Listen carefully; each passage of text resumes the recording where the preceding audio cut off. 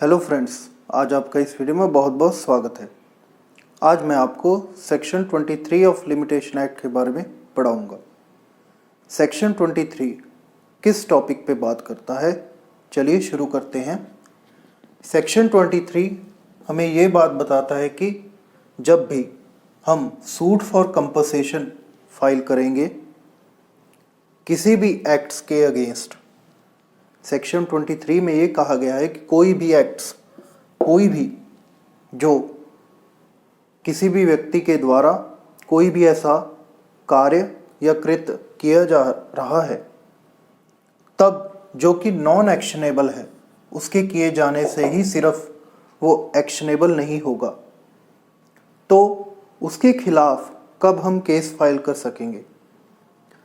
तब तक हम केस फाइल नहीं कर पाएंगे जब तक कि कोई भी स्पेशल डैमेज उनके किए गए एक्ट से ना हो उस पार्टी को जो वो एक्ट के करने से उसको एक स्पेशल डैमेज या इंजरी कॉज हो रही है, जो कि जब वो स्पेशल इंजरी या डैमेज अराइज होगा तब से ही कॉज ऑफ एक्शन अराइज होगा।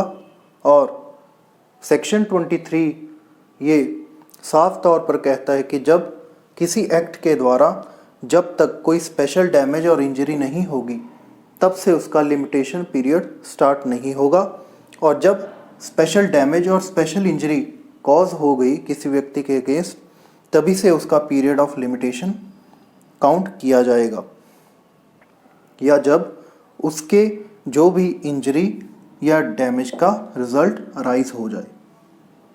ये साफ हो जाए कि उस किसी व्यक्ति के द्वारा उसने जो भी एक्ट किया उसके एक्ट के करने से किसी पर्सन को या कोई इंजरी या डैमेज कॉज हुआ और वो पूरी तरह से रिजल्टेंट हुआ, उसका पूरी तरह से रिजल्ट आ गया। ये बात सेक्शन 23 से हमें पता लगती है। अब मैं सेक्शन 23 के लिए कुछ आपको एग्जाम्पल्स बताता हूँ। जैसे एक एग्जाम्पल हम ये लेते हैं कि ए ने बी को अपने हाउस के नीचे माइनिंग के लिए कुछ भी एक्सट्रैक्शन के लिए अपनी जो भी नीचे की ज़मीन थी हाउस के वो उसे रेंट पर दे दी, और उसे ये भी राइट दिया कि वो जितनी भी चीज़ इससे एक्सट्रैक्ट करेगा वो बी की होंगी, उस पर उसका पूरी तरह से राइट होगा। पर बी से क्या गलती हुई, उसने एक्सट्रैक्शन की एक्टिविटी करते हुए उसने क्या किया कि अब यहाँ से वो मिट्टी खोदता गया और उसने इस बात का ये ध्यान नहीं रखा कि ए के हाउस को भी कुछ सपोर्ट चाहिए, तो उसने ज़रूरत से ज़्यादा जो मिट्टी थी उसका एक्सट्रैक्शन कर लिया और जो ए के हाउस की सपोर्ट थी वो कमज़ोर हो गई और उसके हाउस के एक पार्ट को डैमेज कॉज हो गया। तो इस एग्जाम्पल से क्या पता लगता है कि उसकी जो माइनिंग की एक्टिविटी थी वो तो कुछ समय से पहले चल ही रही थी, इस समय के दौरान चल ही रही थी, पर क्या हुआ उसकी एक्टिविटी से उसको जो इंजरी हुई वो बाद में हुई। तो सेक्शन 23 के अकॉर्डिंग जो भी उसका लिमिटेशन पीरियड है वो इस पॉइंट ऑफ टाइम से शुरू होगा, तभी से ही उसका कॉज ऑफ एक्शन अराइज हुआ और इसी से ही लिमिटेशन पीरियड स्टार्ट होगा, बिगिन होगा। और सेक्शन 23 ये भी बताता है कि किसी पर्सन का राइट है जो वो सर्टेन एक्सटेंट तक ही है, उसको रीजनेबली ये ध्यान रखना चाहिए था बी को कि उसके जो भी एक्ट्स हैं उसके करने से ए को क्या कोई डैमेज कॉज तो नहीं होगा, बी को भी ये बखूबी ध्यान रखना चाहिए था इस बात का। तो जब वो इंजरी या डैमेज कॉज हुआ तो उसी डेट से ही उसका लिमिटेशन पीरियड स्टार्ट होगा। और मैं आपको एक और एग्जांपल बताता हूँ, सेक्शन 23 से ही ये बात पता लगती है। जैसे साथ के किसी भी, जैसे एक हाउस है उसकी साथ वाले दीवार में, साथ वाले प्लॉट में कुछ कंस्ट्रक्शन हो रही है। कंस्ट्रक्शन तो जैसे मान लें कई मंथ से चल रही है, कई महीने हो चुके हैं उसको कंस्ट्रक्शन करते हुए, पर जब उसकी कंस्ट्रक्शन की वजह से उसके हाउस को डैमेज या कोई भी इंजरी कॉज हुई तो क्या होगा?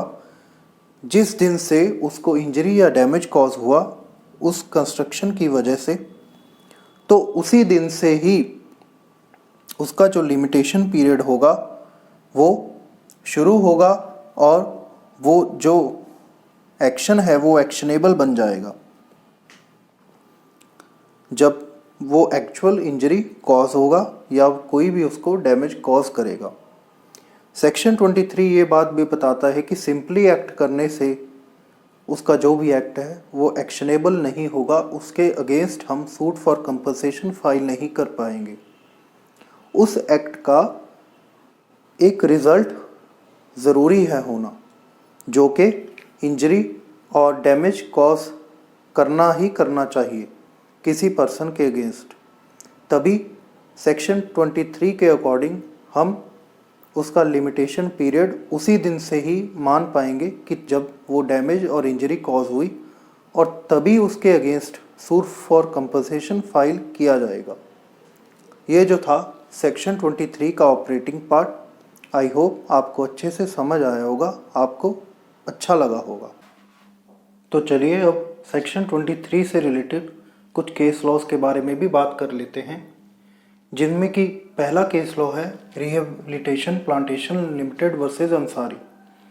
इस केस लॉ में क्या बताया गया कि जो सेक्शन 23 है वो जो भी टॉर्ट्स की वजह से रॉन्ग और जो भी इंजरी अराइज हो रही है उन पर ही एप्लीकेबल है। पर इस केस लॉ में क्या बताया गया कि ये उन रॉन्ग्स और इंजरी पर भी उसी तरह से एप्लीकेबल होगा जो कि ब्रीच ऑफ कॉन्ट्रैक्ट्स की वजह से हो रहे हैं।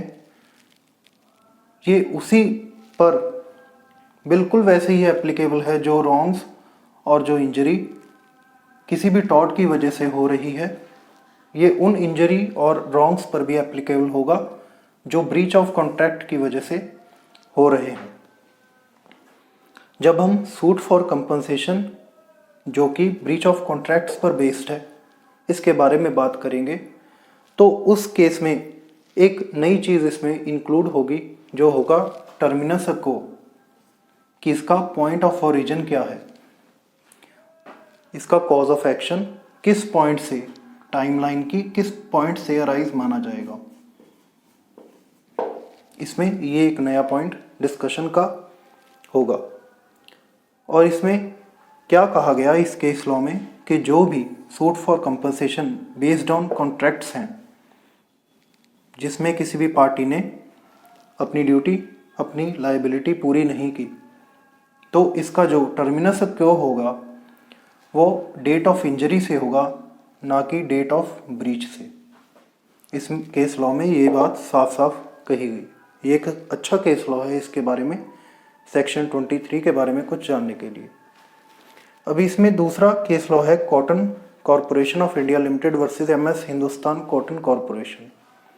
इस केस लॉ में क्या इन्होंने डिस्कस किया कि प्लेंटिफ, और इस केस लॉ में क्या था कि डिफेंडेंट और प्लेंटिफ के बीच में एक सेल परचेज एग्रीमेंट कर लिया किसी गुड्स के रिलेटेड इन्होंने, और जिस तारीख को प्लेंटिफ ने डिफेंडेंट को डिलीवरी देनी थी उन गुड्स की, तो डिफेंडेंट ने उस डेट को रिफ्यूज़ कर दिया, उसे मना कर दिया कि मुझे ये गुड्स नहीं चाहिए। पर वो एग्रीमेंट के अंडर बाउंड थे, उनकी एक दूसरे के प्रति कुछ ना कुछ ड्यूटीज़ और लायबिलिटीज़ थी, कुछ उनके अधिकार थे।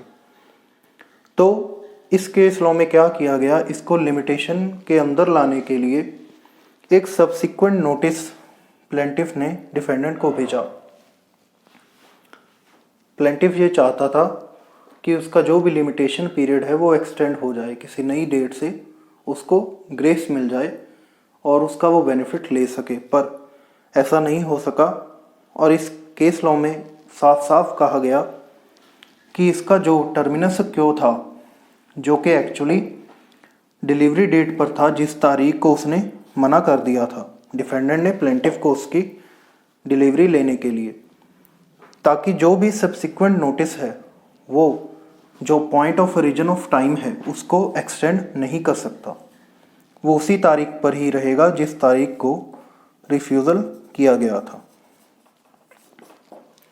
ये दो केस लॉस काफ़ी अच्छे हैं इसका जो प्रैक्टिकल व्यू है उसको समझने के लिए।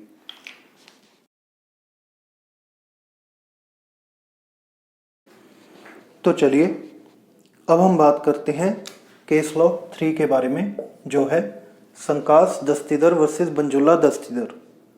इस केस लॉ में एक बड़ा अच्छा प्रिंसिपल दिया गया जो है रॉन्ग इन कंटिन्यूएंस।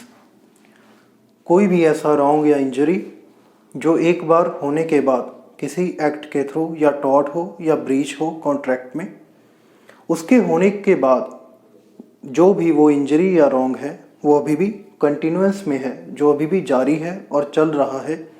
एक बार होने पर वो रुका नहीं। क्योंकि इस चीज़ का हम क्यों डिस्कस कर रहे हैं, इसमें दो बातें निकलेंगी। क्या ये सेक्शन 23 में इंक्लूड होगा या सेक्शन 22 में? इस प्रिंसिपल से ये डिस्कशन अराइज होता है। रॉन्ग इन कंटिन्यूएंस में ये बात देखी जाती है कि एक्ट तो एक बार कर ही दिया गया, जो भी टॉर्ट या रॉन्ग था या जो भी ब्रीच था वो एक बार हो चुका है, पर उसके होने के बाद जो उसका इफेक्ट है वो अभी भी चल रहा है, अभी भी रनिंग में है। जितना समय बीत रहा है अभी भी वो चलता रहेगा। तो अगर ये साबित हो जाता है कि जो उसका रॉन्ग है वो रॉन्ग इन कंटिन्यूएंस में है, अभी भी जारी है और चल रहा है, उसके फैक्ट्स पर बेस्ड है, तो ये सेक्शन 23 में नहीं, ये सेक्शन 22 में इंक्लूड होगा। सेक्शन 22 का बेनिफिट इसे दिया जाएगा और जब भी चाहे उसका जो जितना भी लिमिटेशन पीरियड है वो एक्सटेंड होता जाएगा, क्योंकि जब तक जो रॉन्ग है या जो इंजरी है वो कंटिन्यूएंस में है, अभी भी उसका इवेंट जारी है। अगर ये रॉन्ग इन कंटिन्यूएंस में नहीं आएगा तो ये सेक्शन 23 में इंक्लूड होगा, और जब वो पर्टिकुलर एक्ट होने के बाद उसके बाद जो भी इंजरी या डैमेज उस पर्टिकुलर पॉइंट ऑफ टाइम पर राइज होगा, तभी से उसकी लिमिटेशन स्टार्ट होगी। इस केस लॉ में ये एक पॉइंट डिस्कस किया गया।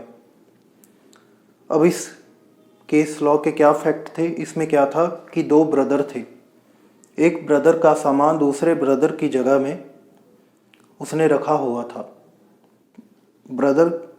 दूसरे ब्रदर को अपने सामान की ज़रूरत पड़ी, तो पहले ब्रदर ने उसको मना कर दिया कि मैं आपको सामान नहीं दूंगा। इसने ए ने मना कर दिया। अब इससे क्या हुआ, उसको सामान की ज़रूरत थी, गुड्स की जो भी थी, इक्विपमेंट्स थे, काफ़ी इक्विपमेंट्स उसने रखे थे उस रूम में। वो ए के पोजीशन में था और उसने लॉक्ड किया हुआ था रूम को। अब उसके मना करने से बी को जो भी इक्विपमेंट्स थे, उसकी ज़रूरत थी, उसका जो भी काम था वो रुका हुआ था, तो उसे क्या करना पड़ा, बाज़ार से नए इक्विपमेंट्स भी खरीदने पड़े, और जो कि जितना समय उसे नए इक्विपमेंट्स में लाने में लगा उतने समय में उसका कुछ लॉस भी हुआ, उसका वर्क का कुछ लॉस भी हुआ। इससे बड़ी मुश्किल अराइज हुई बी का, जैसे मान लें आप 10,000 रुपये का नुकसान हो गया। अब समय तो बीतता गया, ए ने तो उसका सामान वापस नहीं दिया। तो इस केस लॉ में ये खास तौर पर देखा गया कि जो गुड्स थी वो लॉक्ड थी और उसे वापस किया जाना चाहिए था, पर वो रॉन्गफुली डिटेन की गई, जो कि अच्छी बात नहीं थी। कोई भी लीगैलिटी उस पर लागू नहीं हुई, लीगल बेस नहीं था उसका। तो ये इसमें देखा गया कि रॉन्ग इन कंटिन्यू है। तो सेक्शन 22 इस पर अप्लाई हुआ। इसको विद इन लिमिटेशन माना गया। टाइम बार्ड की जो इसकी आर्गुमेंट थी, उसका डिफेंस था, उसको गलत माना गया और सेक्शन 22 का बेनिफिट इसे दिया गया। अगर ये रॉन्ग इन कंटिन्यूस नहीं होता तो सेक्शन 23 अप्लाई होता जब वो इंजरी उस डेट से या डैमेज वो अराइज होता, तब से उसका लिमिटेशन पीरियड माना जाता। इसमें हमें एक नया प्रिंसिपल सीखने को मिला, पर इसमें उन्होंने ये बात भी कही कि सिर्फ जो कि इंजरी है इसके अकेले कंटिन्यू होने में से ही ये सेक्शन 22 में नहीं चला जाएगा। इसके पर्टिकुलरली पूरी तरह से हमें फैक्ट्स केस टू केस देखने पड़ेंगे। सिर्फ यही नहीं होगा कि सिंपली आपने देखा जो इंजरी और डैमेज है वो जारी है तो इस वजह से इसको सेक्शन 22 में ले जाएं।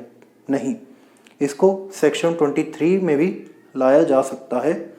वो पर्टिकुलर केस के फैक्ट्स और जो भी उसकी परिस्थितियां होगी उसके अकॉर्डिंग ही हम देखेंगे। तो ये था सेक्शन 23 की वीडियो कुछ केस लॉज के साथ। आई होप आपको वीडियो ये बहुत अच्छी लगी होगी। अगर आपको अच्छी लगे तो प्लीज़ सब्सक्राइब और लाइक ज़रूर करें। कोई आपकी कोई भी रिकमेंडेशन या कोई भी क्वेरी हो उसको आप कमेंट बॉक्स में ज़रूर लिखिएगा। इस वीडियो को देखने के लिए बहुत बहुत शुक्रिया।